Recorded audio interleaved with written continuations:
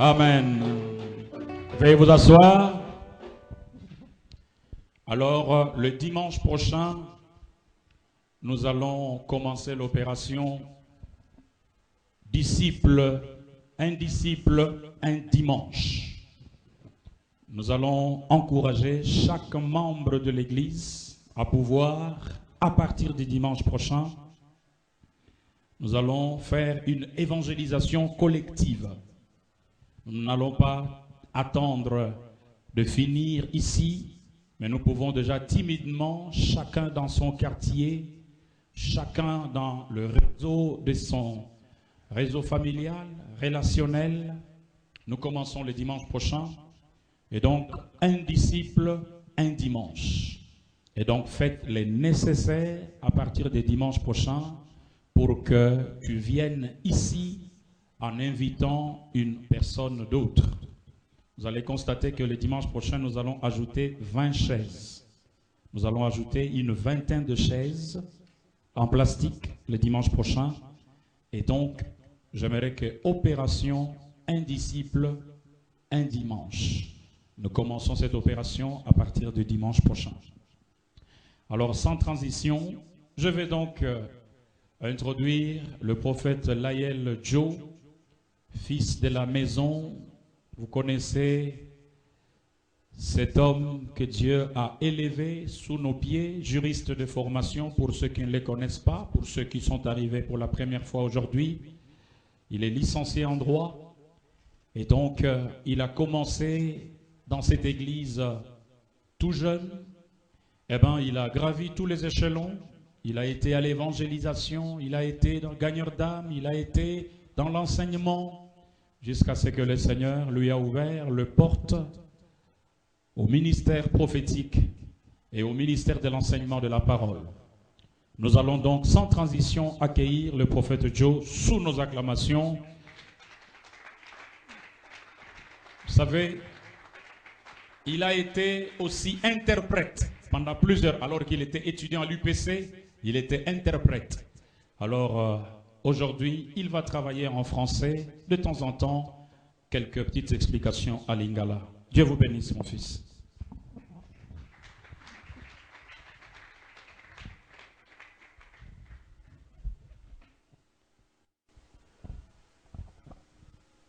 Shalom. Que Dieu nous bénisse tous. Nous souhaitons un bon dimanche à tout le monde. Et que le Seigneur en ce jour nous fasse à tous du bien. Et qu'il enseigne, qu'il guérisse, qu'il illumine et surtout qu'il nous bénisse.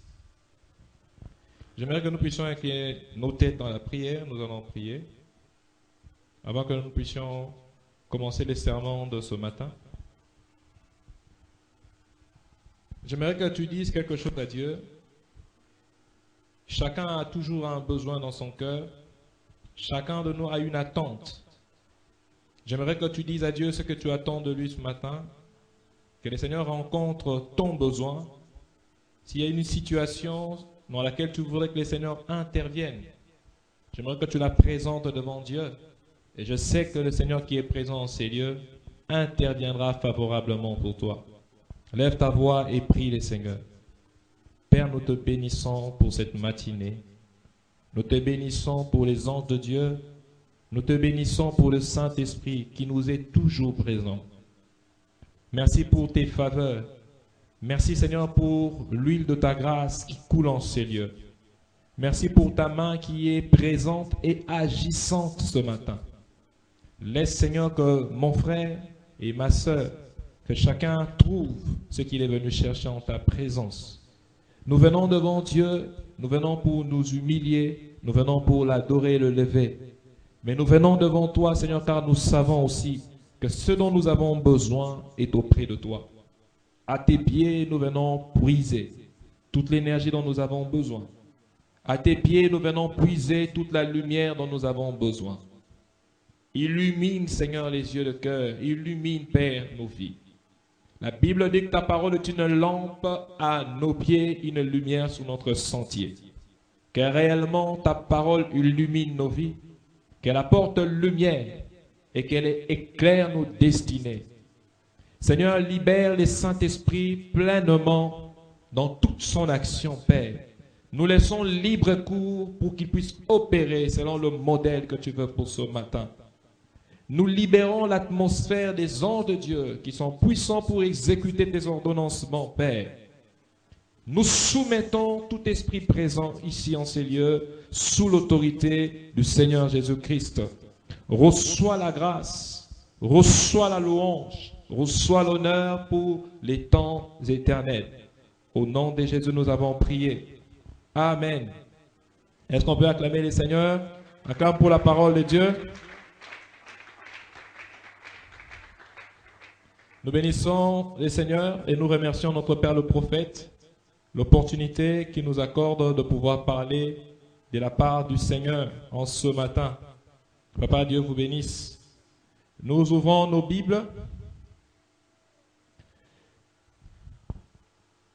Nos Bibles sont ouvertes, nous allons lire. Nous sommes en train de parler sur l'identité du chrétien. Tel est le thème qui nous a été donné. Nous restons sur la même lancée et nous allons lire notre premier verset dans le livre de la Genèse. Genèse 1. Genèse chapitre 1.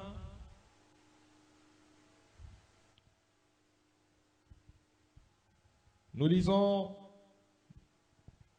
les versets 26.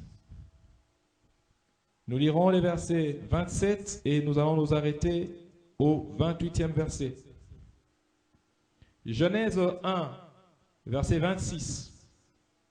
Puis Dieu dit, faisons l'homme à notre image, selon notre ressemblance, qu'il domine sur les poissons de la mer, les oiseaux du ciel, sur les bétails, sur toute la terre, et sur tous les reptiles qui rampent sur la terre. Dieu créa l'homme à son image. Il les créa à l'image de Dieu. Il créa l'homme et la femme. Dieu les bénit et Dieu leur dit, soyez féconds, multipliez, remplissez la terre, assujettissez-la, dominez sur le poisson de la mer, sur les oiseaux du ciel et sur tout animal qui s'émeut sur la terre. J'aimerais qu'on fasse un distinguo ici. Dieu dit, on va faire l'accent ici, soyez féconds, ce sont des ordres, c'est un impératif. Multipliez, ce n'est pas multipliez-vous, parce qu'on comprend des fois à tort les versets. On pense ici, Dieu parle de pouvoir avoir des enfants. Ce n'est pas seulement ça. Remplissez la terre, assujettissez, dominez sur le poisson de la mer, les oiseaux du ciel et sur tout animal qui s'émeut, donc qui a la possibilité de mouvement sur la terre. Il y a 3 dimensions ici de domination. Dominer la mer, dominer les ciels et dominer la terre. Nous allons lire un deuxième verset. Le deuxième verset, nous allons dans le livre des Éphésiens, Nouveau Testament. Livre des Éphésiens, épître aux Éphésiens. Les Éphésiens, c'est juste après les Corinthiens. Et plutôt les Galates. Éphésiens chapitre 4. Livre des Éphésiens, chapitre 4. Nous allons lire un verset. Nous allons lire à partir du verset 24. Pour une compréhension, permettez, nous revenons au verset 22, juste pour une bonne lecture. Eu égard à votre vie passée du vieil homme qui s'est par la convoitise trompeuse, à être renouvelé dans votre intelligence, verset 24, et à revêtir l'homme nouveau, créé selon Dieu, dans une justice et une sainteté qui produit vérité. Nous lisons un dernier verset pour introduire dans le livre de Colossiens. Les Colossiens suivent les Éphésiens. Épître aux Colossiens, chapitre 3.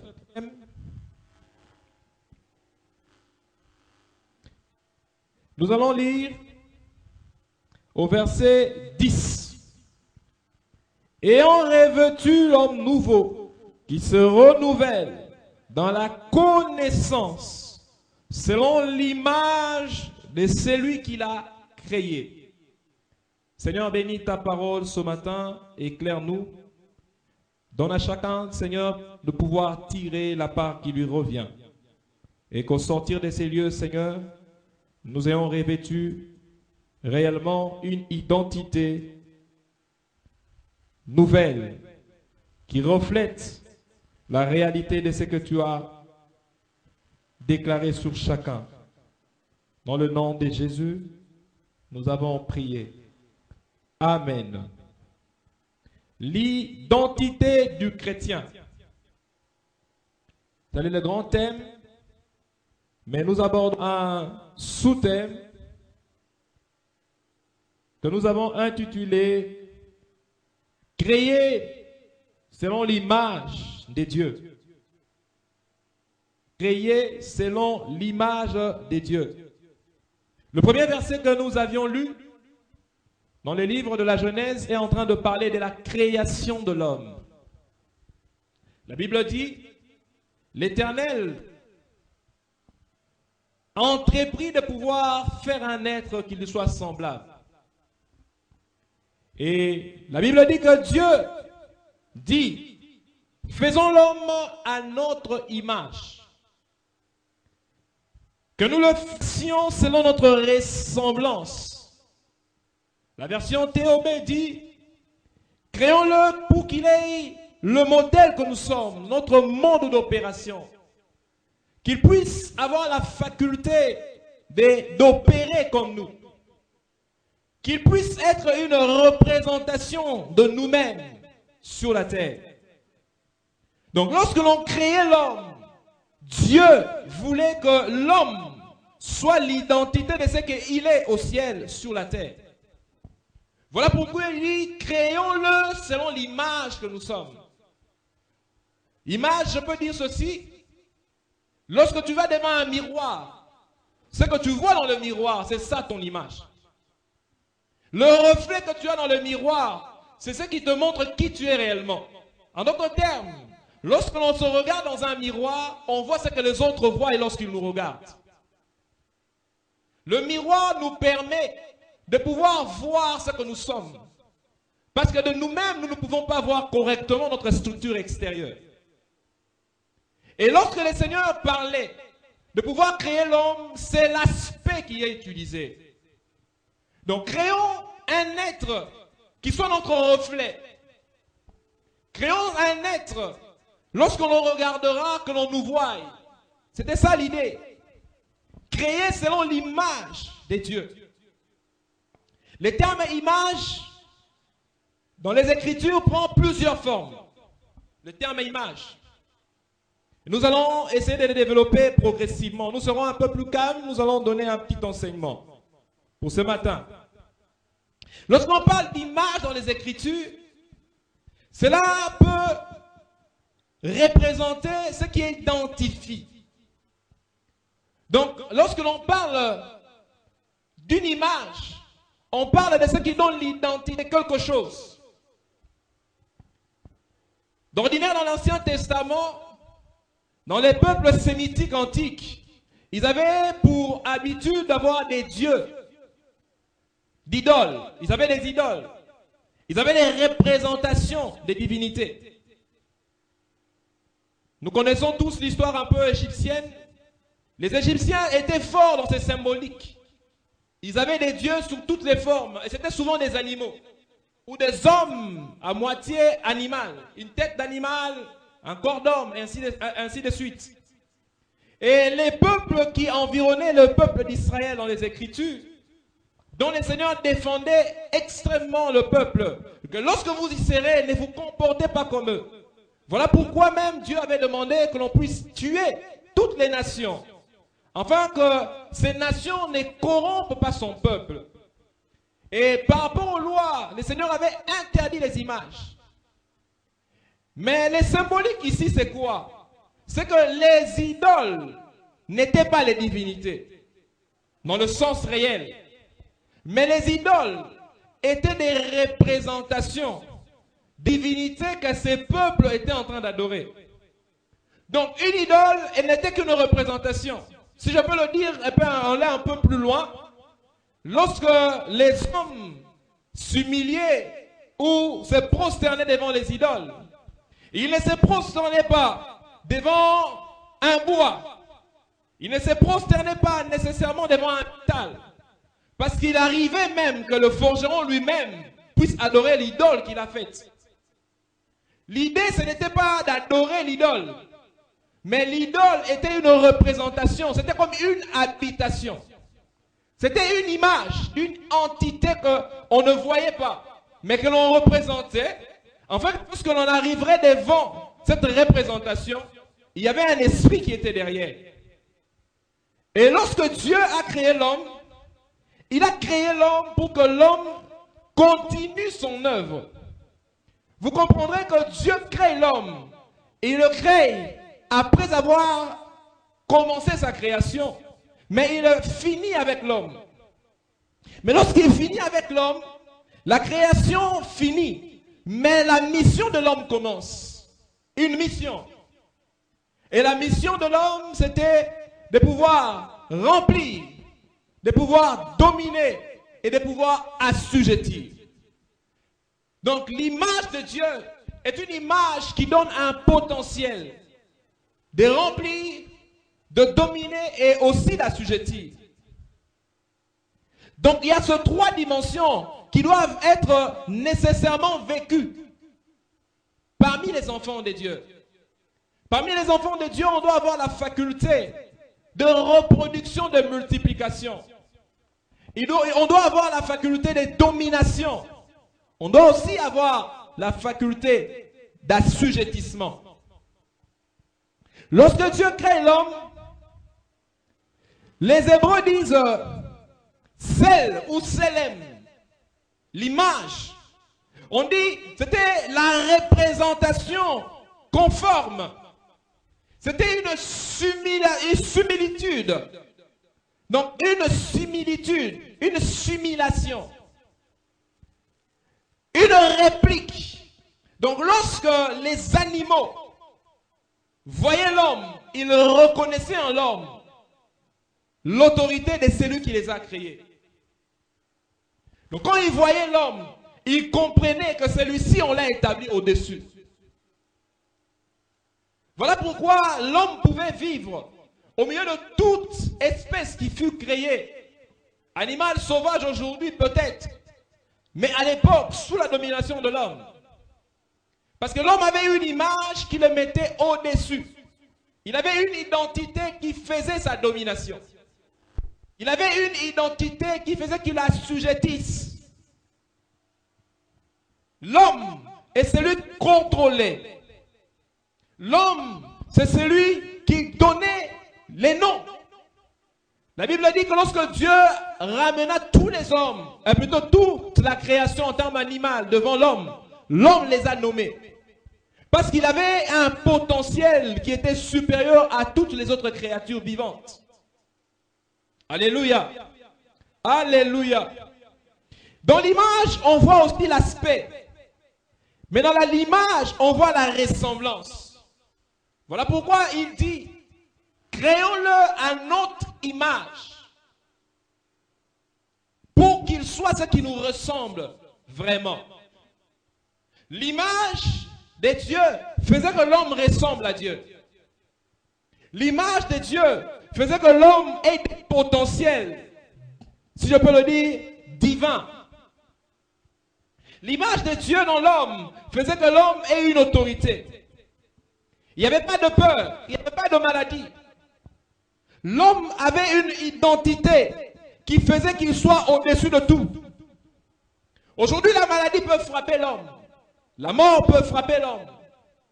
Aujourd'hui, les circonstances peuvent secouer l'homme et le déséquilibrer. Mais l'homme originel n'était pas, si je peux le dire, assujetti à toutes ces choses. Parce que c'est lui qui était au-dessus de toutes choses. Et il assujettit à tout. Alléluia. Alléluia. Dans l'image de Dieu, on voit un caractère de puissance. Dans l'image de Dieu, on voit une marque d'identité, de propriété. Dans l'image de Dieu, on voit une empreinte. Dans l'image de Dieu, on sait reconnaître la divinité. L'homme était, si on peut le dire aussi, une forme d'empreinte. De la même manière qu'aujourd'hui les scientifiques, lorsque l'on regarde souvent les séries policières, avec une empreinte, on peut retrouver un assassin s'il a laissé des traces et s'il se retrouve dans une base de données. De même, l'homme était l'empreinte de Dieu. Donc là où l'homme touchait, c'est Dieu qui touchait. Là où l'homme parlait, c'est Dieu qui parlait. Là où l'homme agissait, c'était en fait l'opération de Dieu. Voilà pourquoi on dit créons-le pour opérer comme nous. L'homme était créé pour opérer comme Dieu. Voilà pourquoi la Bible peut dire que les anges envient la position de l'homme. Parce que Dieu a placé l'homme dans une sphère où il n'a placé aucun autre être qu'il a créé. Alléluia. Alléluia. Lorsque vous lisez Genèse 2, à partir du verset 7 et le suivant, on parle de la matérialisation de l'homme. Parce qu'il y a un distinguo à faire entre la création de l'homme et sa matérialisation. Dieu crée l'homme dans Genèse, chapitre 1, les versets 26 jusqu'au 28e verset. Il crée l'homme. Et il crée l'homme mâle et femelle. Mais la Bible dit, dans la Genèse 2, Dieu crée un vase de terre dans lequel il place l'homme qu'il avait créé. Alléluia. Et la Bible dit, lorsque Dieu finit la masse de terre qu'on appelle Adama, qui était une masse d'argile que Dieu avait façonnée, il prend l'homme Adam, il le met dans le pot qu'il a créé, afin que celui-ci prenne le mouvement et il revête un corps. Au fait, l'homme que Dieu crée à son image, à sa ressemblance, ce n'est pas le corps que tu as aujourd'hui. Alléluia. Ce qui fait l'image de Dieu et qui fait la ressemblance de Dieu dans l'homme, ce n'est pas le corps. Ce n'est pas la morphologie. Mais ce qui fait l'image et la ressemblance de Dieu, c'est ce qui contient le corps que nous remarquons et que nous voyons. Donc quand on parle d'image de Dieu, Dieu ne te ressemble pas. Parce que si Dieu ressemblait à l'évangéliste Aurore, il ne me ressemblerait pas. Parce que chacun de nous a un visage particulier. Mais Dieu ressemble à tous ceux qui lui appartiennent par rapport à une dimension essentielle. C'est l'esprit. Parce que lorsque Dieu crée l'homme, l'image qu'il met dans l'homme, c'est l'esprit. Et lorsqu'il crée l'homme, il comme étant l'esprit au-dessus de tous les esprits. Il lui donne de pouvoir dominer. Alléluia. Alléluia. La domination n'est pas physique. Cette domination était d'abord spirituelle. Dans le monde aujourd'hui, l'empreinte que nous sommes appelés en tant que chrétiens à imposer, ce n'est pas d'abord une empreinte physique, mais c'est au préalable une empreinte spirituelle. Parce que celui qui est physiquement fort et spirituellement faible, il ne peut pas laisser d'empreinte sur la terre. Mais celui qui est spirituellement fort, quand bien même physiquement il semblerait être faible, il laissera une empreinte. Alléluia. Alléluia. La grandeur parmi les hommes n'est pas fonction de la taille physique, mais la grandeur, dans le monde d'aujourd'hui est fonction de l'esprit. Alléluia. Alléluia. La grandeur est fonction de l'esprit. Voilà pourquoi, lorsque vous lisez dans Genèse chapitre 3, on parle de la chute de cet homme. La Bible dit ceci, dans Genèse chapitre 2, quand vous lisez un peu plus bas, à partir de, je crois, 7e, 18e, Dieu est en train de planter les jardins à partir du 12e verset, le suivant, et il donne des instructions à l'homme par rapport à l'arbre de la vie. Il dit à l'homme de ne pas y toucher, de peur qu'il meure. Et lorsque vous voyez l'homme qui désobéit, en fait, qui perd l'identité, la Bible ne dit pas que cet homme avait cessé de respirer. Alléluia. Alléluia. Mais cet homme était mort, parce que Dieu ne ment pas. Parce que la mort dont le Seigneur parlait, ce n'était pas une mort physique par rapport au corps, mais c'était une séparation spirituelle, un positionnement que cet homme avait perdu. Donc l'homme Adam, avant la chute, avait une position, une identité qui faisait qu'il contrôle et qu'il domine sur tout. Mais l'homme Adam, après sa chute, avait perdu la faculté de pouvoir dominer. Il a, si je peux le dire, perdu l'identité qui le plaçait au-dessus de tout. Il a perdu cette identité qui faisait un caractère divin en lui. Et à partir de ce moment, il était mort dans son identité première. Mais je bénis les Seigneurs, parce que le Seigneur est un Dieu de miséricorde. Le Seigneur est Dieu bon. Il a tellement aimé l'homme, il a scellé l'homme dans une sphère de considération et de son affection, que Dieu aussi a créé, si je veux dire, un moyen, afin de pouvoir permettre à cet homme de pouvoir répondre à l'identité. Il permit à cet homme qui ayant perdu sa position, de pouvoir reprendre cette position. Alléluia. Et ce que j'aime avec Dieu, c'est que le commencement avec Dieu donne déjà le ton de tout ce qui vient après.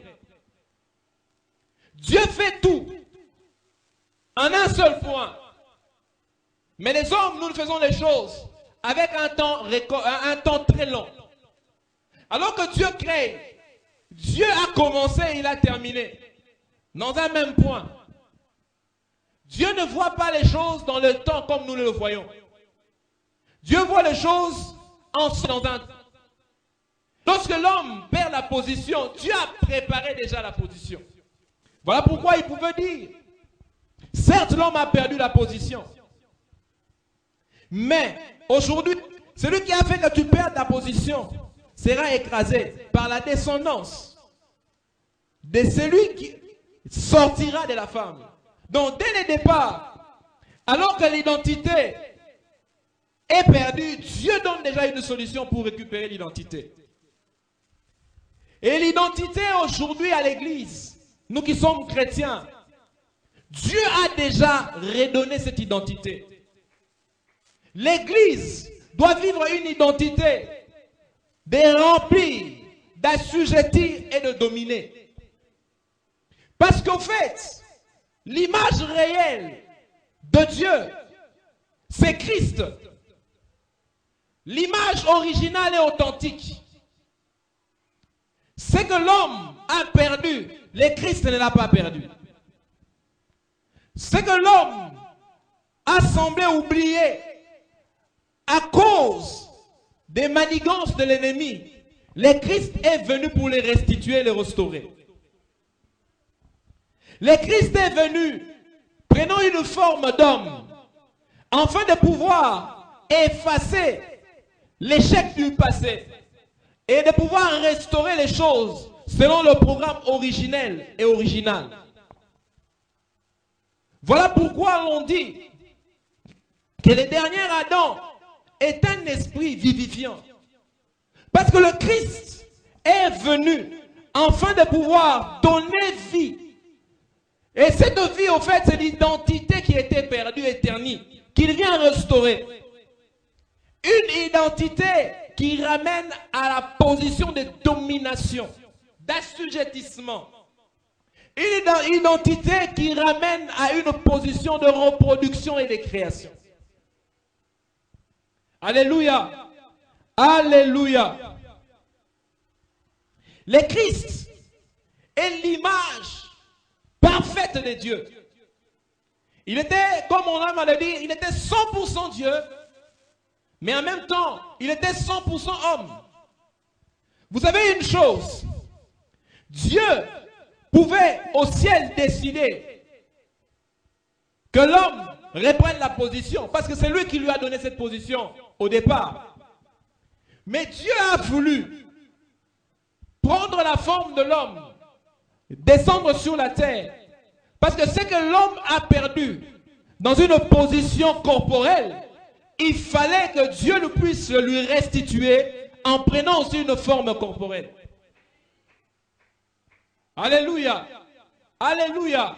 Donc il a pris une forme qui est semblable à la nôtre, afin de pouvoir venir rendre parfaite cette forme à laquelle nous avons, dans laquelle nous vivons aujourd'hui. Pour nous donner la force. Parce que ce qui est spirituel domine sur le naturel.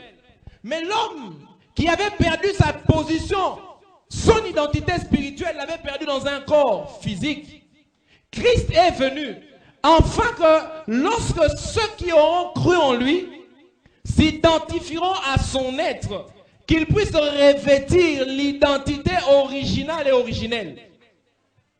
Voilà pourquoi la Bible dit, Dieu, au commencement, c'était lui la parole. Mais cette parole qui vivait avec Dieu, c'est la même parole qui s'est faite chair. Et la parole qui était au commencement est venue vivre parmi les hommes. Mais cette parole est venue dans un but précis. Les buts que la parole avait pris, c'était pour retourner l'homme dans la position du commencement. Parce que l'homme avait perdu la position du commencement. Et la parole elle-même a pris corps afin de pouvoir ramener cet homme dans la position où il devait dominer. Ce que l'homme, premier Adam, avait perdu, les seconds Adam ou les derniers Adam, si je peux le dire correctement, est venu les récupérer pour lui donner une autre dimension de gloire et de puissance. Alléluia. Alléluia. C'est que a vécu le premier Adam, le second Adam aussi l'a vécu. La Bible dit que le diable est venu devant Ève. Il a dit à Ève, si tu manges le fruit, je t'ouvrirai les yeux, tu comprendras les choses et tu deviendras comme Dieu. C'est une proposition qu'on lui a donnée, une proposition d'autorité, une proposition de puissance, une proposition d'assujettissement, si je peux le dire ainsi, devenir comme Dieu. Vous savez,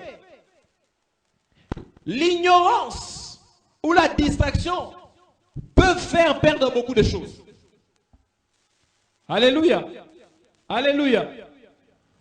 La Bible dit, Dieu a créé l'homme selon son image, selon sa ressemblance. Donc, il fait un être qui lui ressemble et qui est comme lui. Déjà, il est Dieu. Donc, au-dessus de l'homme, il n'y avait pas une autre dimension.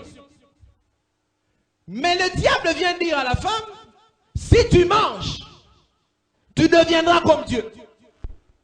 En fait, c'est qu'elle était déjà. Vous comprenez?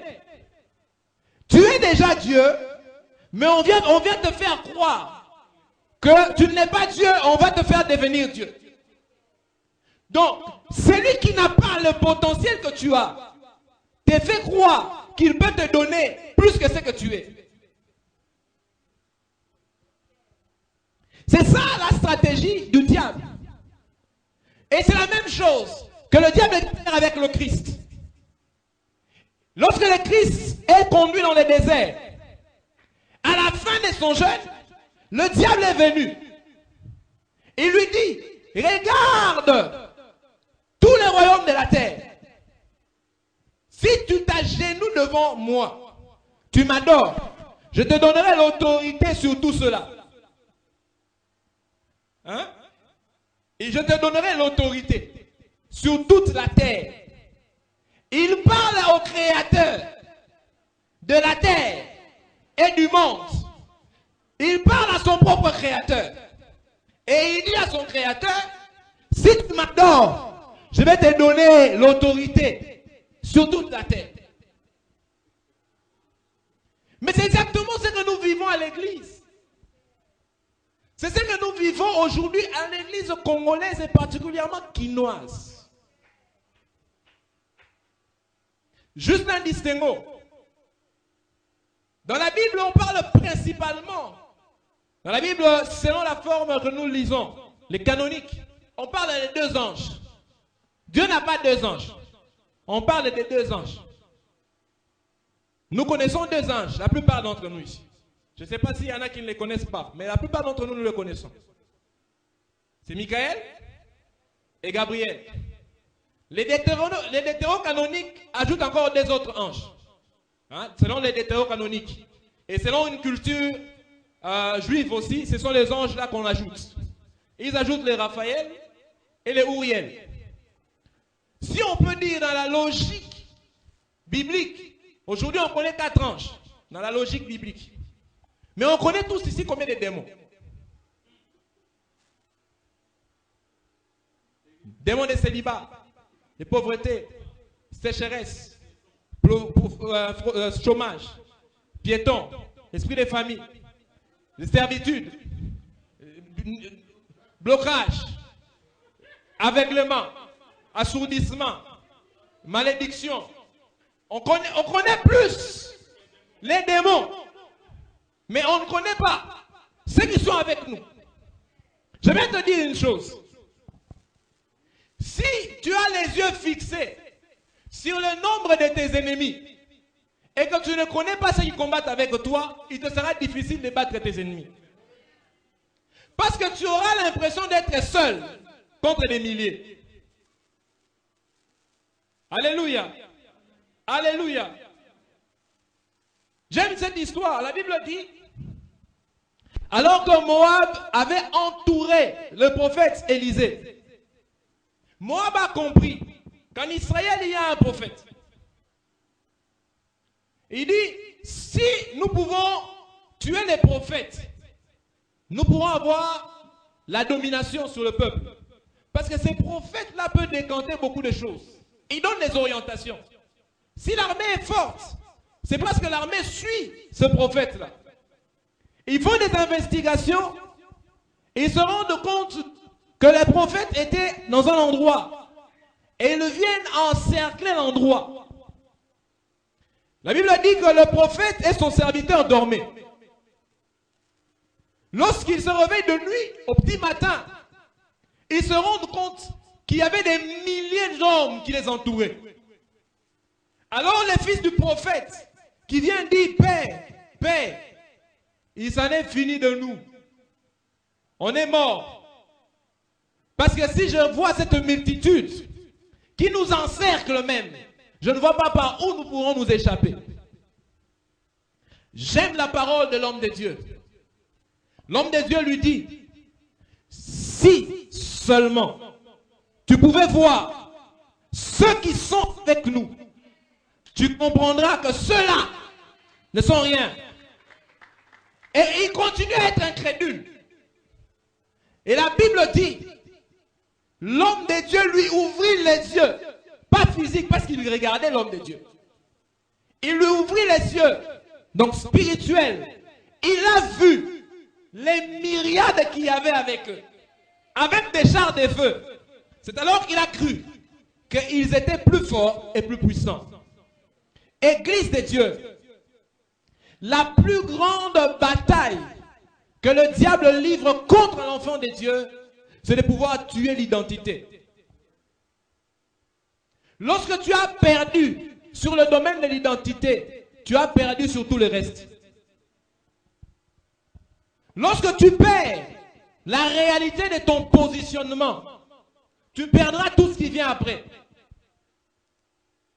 Mais lorsque tu te rends compte de qui tu es et quelle est la position que tu occupes, quoi que tu traverses maintenant, tu pourras changer cela.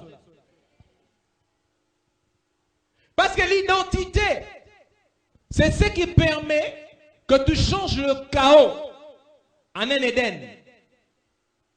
La Bible dit, au commencement, il y avait les tohu vabohu. Hein? Au commencement, il y avait un vide et un désordre caractérisé, des ténèbres. C'est ce qu'on dit au commencement. Il y avait des ténèbres qui couvraient la surface de l'abîme. C'est quelque chose qu'on ne peut pas expliquer avec un entendement humain. Donc si on peut te montrer la dimension de ce désordre et de ce chaos, tu ne peux pas l'imaginer. Mais dans ces riens, Dieu a tout créé. Dans ces vides caractérisés là, Dieu a fait sortir une création. Comme Dieu t'a créé et t'a doté de son image et de son mode d'opération, tu as la faculté de pouvoir avoir le potentiel de reproduire ce qui n'existe pas dans ta vie. Dieu t'a donné la potentialité de pouvoir être créatif. Ce que les hommes créent, je vais seulement faire un parallélisme. On voit ce qu'on appelle les artistes. Hein? On voit les savants. Ce sont des hommes qui n'ont fait que exercer le potentiel créatif qu'ils ont. Un artiste peut avoir quelque chose dans son esprit, il peut reproduire cela par une peinture, il peut reproduire par une œuvre artistique, sculpture ou encore quelque chose en argile. Les savants, tout ce que nous avons qui a été créé par les hommes qu'on appelle les érudits, les intelligents, sont des hommes qui ont réfléchi. Et ils ont créé des choses qui ont changé même l'humanité. Qu'est-ce qui te dit que toi, tu ne peux pas créer ce qui doit changer ta position? Alléluia. Alléluia. Je me rappelle, une fois, j'étais en train de parler, c'était en 2002, à l'époque où nous travaillions à la cellule. Le Seigneur m'avait instruit sur quelque chose. J'aimerais partager cela avec nous. Bien-aimé, j'aimerais te dire ceci. Ce que tu ne crois pas avoir, tu ne l'auras jamais. Ce que tu ne crois pas avoir, tu ne l'auras jamais. Et ce que tu n'auras pas développé, tu ne peux pas les vivre. J'avance. Mais ce que tu ne vis pas, par rapport à ce que Dieu a dit que tu dois vivre, restera dans l'ombre tant que tu ne te décideras pas de le vivre. Et la plus grande chose que tu dois faire, c'est de pouvoir connaître qui tu es. Le jour où tu connais ton identité, c'est le jour où tu commences à vivre réellement ce que tu dois être. Nous avons étudié un penseur, pratiquement tous ici. Cet homme a dit un jour, connais-toi toi-même.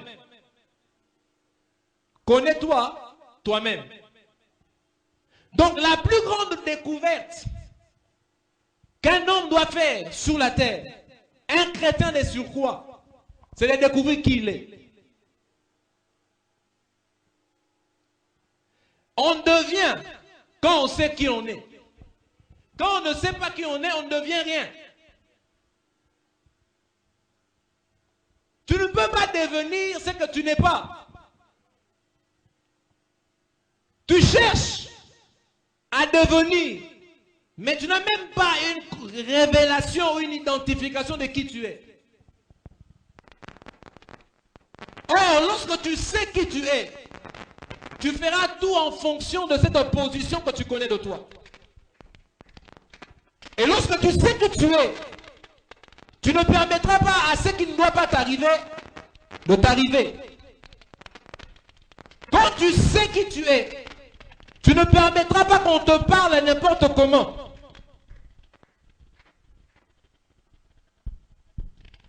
On te respectera en fonction de ce que l'on comprendra de toi.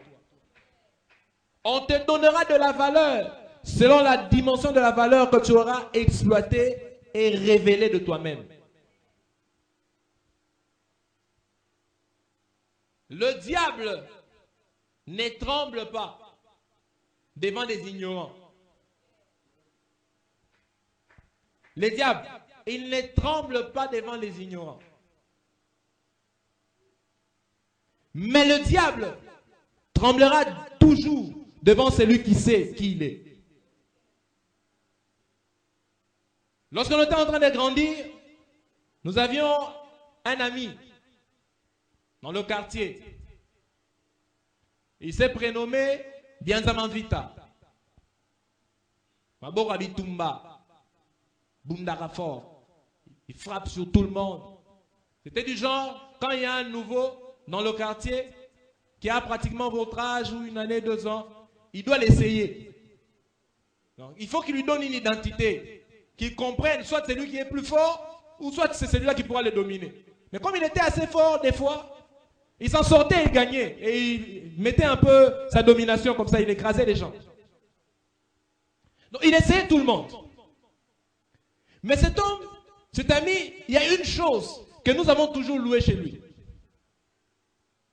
Lui, il était très fort dans la grimace. Il a même eu à gagner ou à battre les gens qui étaient plus forts que lui, par stratégie. Il était fort dans les grimaces. Il était du genre à vous assaillir, à vous attaquer. Il peut commencer un combat là où il y a cette maison et venir la terminer ici. Donc quand il donne 2-3 coups là-bas, il commence à fuir. Et il commence à t'insulter, à te faire voir que tu n'es rien, qu'il va avoir raison de toi. Mais en fait, il n'a même pas donné le temps de donner quelque chose. Et les gens vont venir comme ça, ils vont vous départager. Et lui, on t'aura déjà donné 2 ou 3 choses. Et il a gagné. Il était fort dans la grimace. Exactement ce que le diable fait. Donc le diable, quand il arrive, il peut te lancer un cri, afin de t'effrayer. Mais une fois que tu as peur, tu perds les contrôles, tu perds ta position. Et tu commences à agir selon l'instinct. Tu n'agis plus selon la connaissance et l'identité. Et quand tu perds cet équilibre, alors il a des failles. Et il peut maintenant renverser les choses à sa faveur. Alléluia. La Bible dit ceci.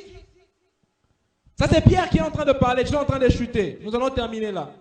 Ce n'est pas long. Pierre dit, soyez sobres. Veillez prier. Car le diable rôde autour de vous comme un lion rugissant, cherchant qui dévorer. Les diables rôdent comme un lion rugissant, cherchant qui dévorer. 2 choses. La stratégie du lion. Qu'est-ce que les lions font? Les lions, dans la plupart des cas, ils attaquent pas seuls. Et souvent, les lions vivent par meute. Et souvent, il n'y a pas beaucoup de mâles. Souvent, c'est le mâle dominant qui fait diversion. Il vient derrière un troupeau. Il va crier. Il va rugir. Afin de pouvoir donner une alerte des dangers. Mais si je peux le dire, la position qu'il prend vous poussera à aller dans le sens contraire. Sens où il a placé les lions. qui vous attendent pour vous intercepter. Donc la stratégie du lion, souvent ce n'est pas lui qui est fort, mais c'est lui qui vient à la fin pour tirer la part du butin. La plus grande part. Il crie afin de créer les tumultes et les désordres, l'agitation. Quand il rugit, il crée un désordre caractérisé. Les animaux s'éparpillent. Et dans ce désordre, il n'y a plus la solidarité, il n'y a plus la force, il n'y a plus le contrôle. Et les lions maintenant commenceront à prendre soit les distraits ou les chétifs qui n'auront plus d'issue ou de sécurité. Et c'est comme ça qu'il opère. Mais ce que j'aime avec Pierre, Pierre soulève quelque chose. Au fait, il dit qu'il est comme un lion. Donc en réalité, au fait, il n'est pas un lion. Il est comme un lion. Il essaie de rugir, mais il n'est pas un lion. Parce qu'en fait, les véritables lions, c'est le Christ. Et l'identité du lion, c'est l'identité du chrétien. En fait, il te fait croire que tu n'es pas un lion pour que tu deviennes une biche. Enfin, que lui revête l'identité de ton lion pour te bouffer. Alléluia. Alléluia. En fait, son cri peut être fort. Mais lorsque tu le regardes, en soi, ce n'est qu'un petit animal qui a un micro pour l'amplifier.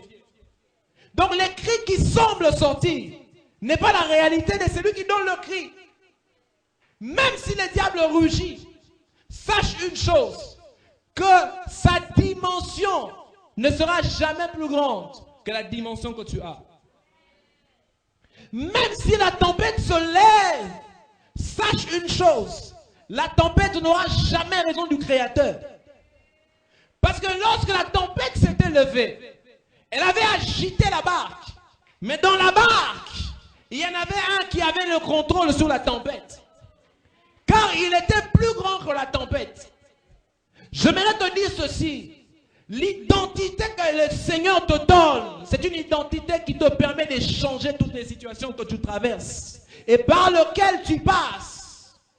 Si tu connais réellement qui tu es, tu pourras transformer tout ce qui arrivera autour de toi. Tu vas créer un monde qui aura la couleur de ce que ton Dieu au ciel a déjà décidé sur toi.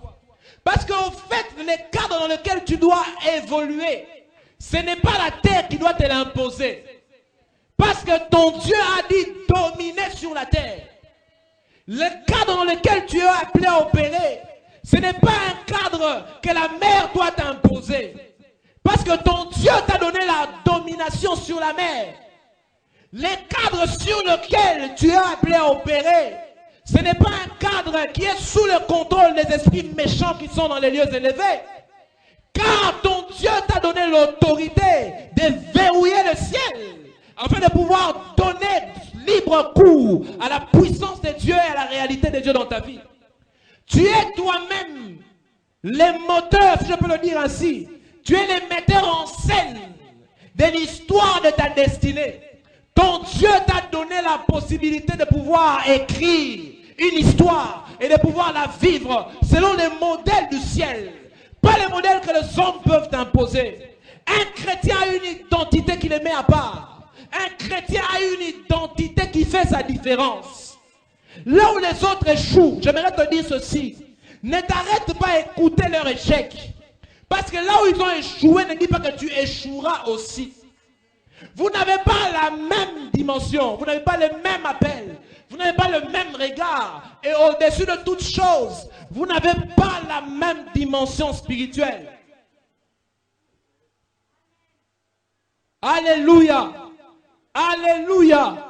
J'aimerais te dire à partir d'aujourd'hui que rien ne puisse arrêter ce que tu sens dans ton cœur. Si tu sens une puissance qui monte dans le cœur, qui te convainc de pouvoir avancer avec Dieu, quoi que tu vois, avance avec Dieu. Si tu sens que Dieu te veut dans quelque chose, même si on te dit le contraire, ou tout te dit le contraire, mets les pas. Je te dis, mets les pas. Mets seulement les pas. Les chrétiens doivent supplanter, assujettir, dominer et contrôler. Je prie le Seigneur ton Dieu de pouvoir redonner le contrôle sur toutes les sphères de ta vie où tu avais perdu le contrôle. S'il y a une dimension de ta destinée sur laquelle tu n'avais plus le contrôle, je prie le Seigneur notre Dieu ce matin de pouvoir te ramener au contrôle. Qu'il te donne encore de pouvoir toucher à la barre du navire, que tu puisses orienter le navire. Alléluia. Alléluia. J'aimerais chuter avec ceci. Les jours où le Seigneur devait faire tomber les déluges, Dieu a demandé à Noé de pouvoir bâtir un bateau qu'on a appelé l'arche. J'aime une chose. L'arche, lorsque vous voyez la représentation de l'arche, selon les images qui sont tirées des explications bibliques, on est en train de voir un navire qui n'avait pas de commandant. Dans l'arche, les matelots, ce n'était pas Noé. Dans l'arche, il n'y avait pas de pagaies. Dans l'arche, il n'y avait pas de gouvernail. L'arche était fermée. Il n'y avait pas un pont supérieur où on pouvait monter afin de pouvoir donner une orientation. Mais l'arche avait un pilote. Pas de gouvernail. Mais il y avait un pilote, il y avait un capitaine.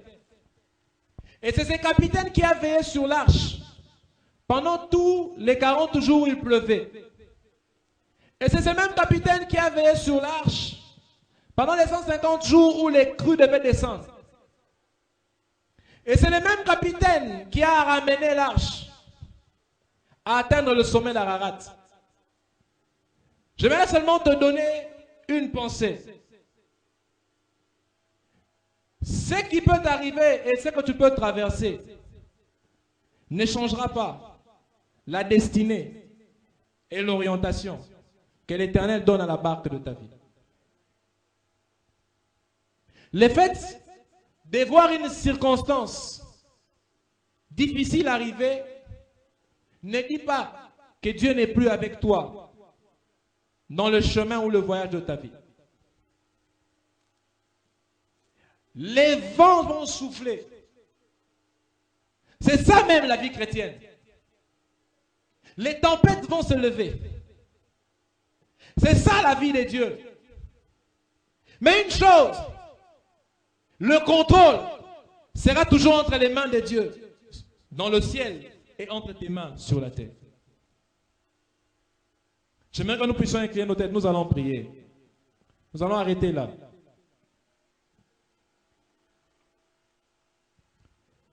Ô Dieu de grâce, Seigneur Dieu puissant, ô nous te bénissons, Dieu de grâce. Nous te remercions, Seigneur, pour la parole. Nous voulons vivre une nouvelle identité, Seigneur. L'identité de Christ. Ta parole dit, Seigneur, celui qui est en Christ est une nouvelle création. Celui qui est en Christ est recréé à nouveau. Les choses anciennes sont passées. Voici toutes choses redeviennent nouvelles. Seigneur Père, merci pour l'Esprit. Merci Seigneur pour le second Adam. Et merci Seigneur Père pour l'image que tu es en train d'imprimer ce matin. Nous te prions Seigneur, ô Dieu, avec le Saint-Esprit. Nous te prions au nom de Jésus Père. Répands cette identité. Répands encore cette identité, Seigneur, une nouvelle identité. Seigneur, répands cette nouvelle identité qui change et qui transforme. Ô Père Dieu de grâce, libère, Seigneur, la ressemblance. Libère le pouvoir de dominer. Libère le pouvoir de recréation, de reproduction, d'assujettissement. Oh Seigneur, merci Père, car tu places mon frère à la position du contrôle. Tu places ma soeur dans une position de contrôle. Oh, prie le Seigneur, mon frère, prie le Seigneur.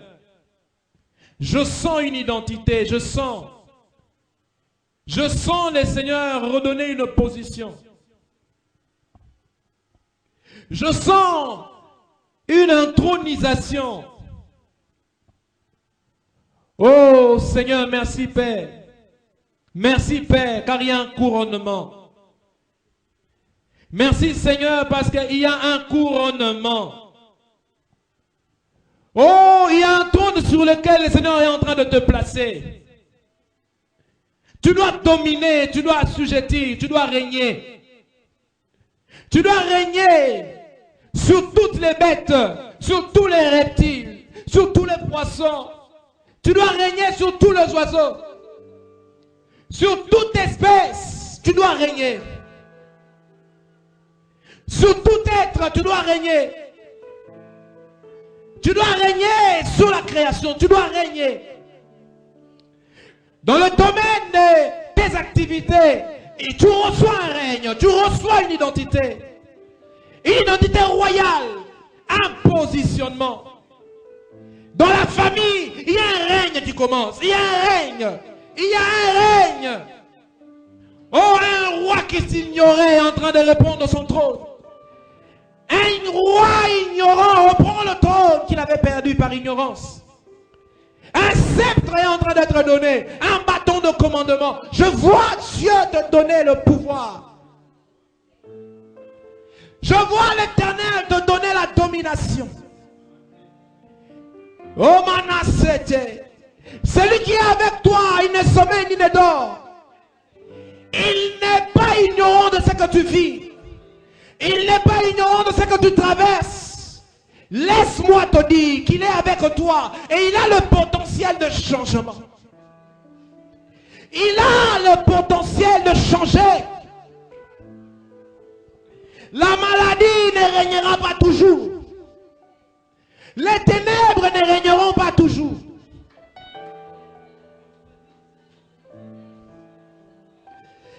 Les manques ne régneront pas toujours. Les moqueries ne seront pas éternelles. Les difficultés ne seront pas ta nature. L'échec n'est pas ton identité. L'échec n'est pas ton identité. Il y a un règne ce matin. Oh Seigneur, règne dans nos vies. Règne dans nos vies. Règne dans nos vies, Seigneur. Quand tu régneras en nous, nous régnerons sur la terre. C'est ça notre appel. Régner sur la terre. Oh Seigneur, règne en nous pour que nous régnions aussi. Domine en nous et sur nous pour que nous puissions dominer aussi. Oh mama mama mama mama mama mama mama mama mama shit. Oh manachete. Prie le Seigneur, prie le Seigneur, prie le Seigneur. Oh mama mama mama mama mama mama mama mama yonde yamotuya. Yamotuya. Yamotuya. Yeah, yonde, yo, yonde, yamotu yaponanga, ya ya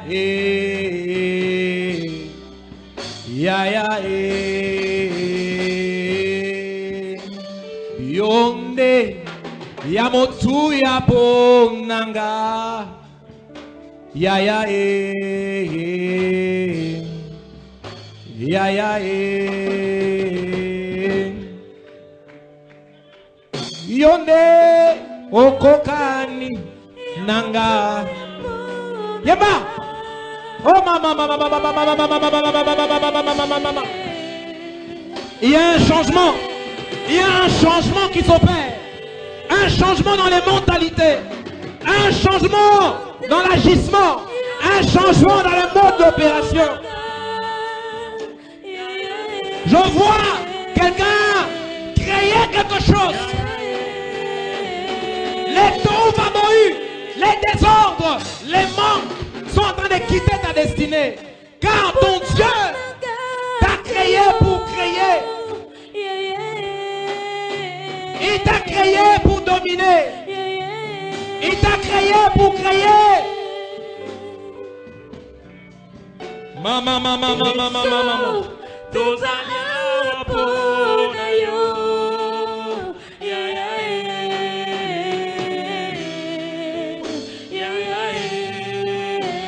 Oh ma chérie.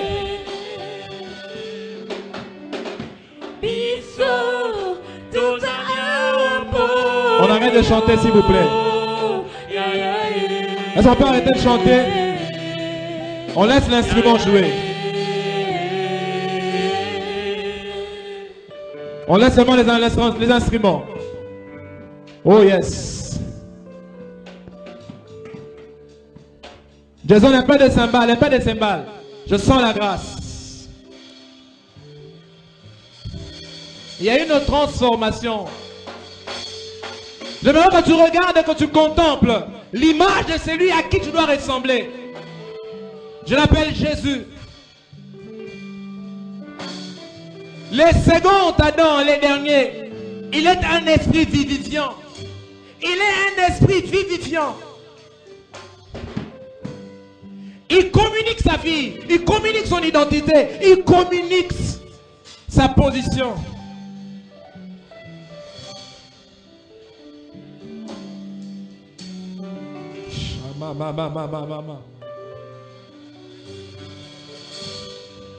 Monte sur le trône. Monte sur le trône. Monte sur le trône. Ne cherche pas loin de toi ce qu'il y a déjà en toi. Par le Christ,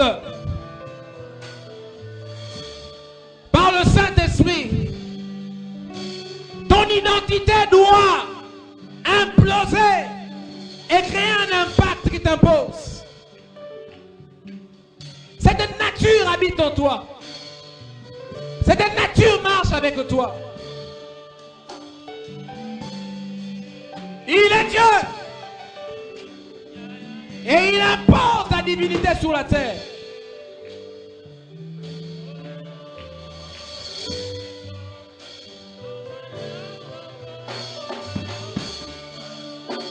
Nos yeux fermés. Nos mains à moitié levées.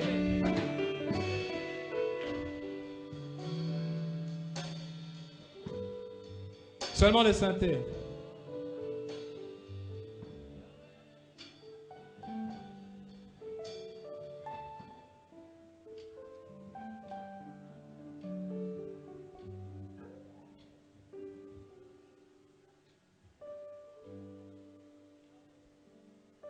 Joue seulement ces terres qui dit Nazala lokola yo.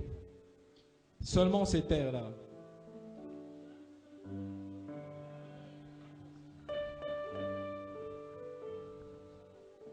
Nos yeux sont fermés, ne soyons pas distraits.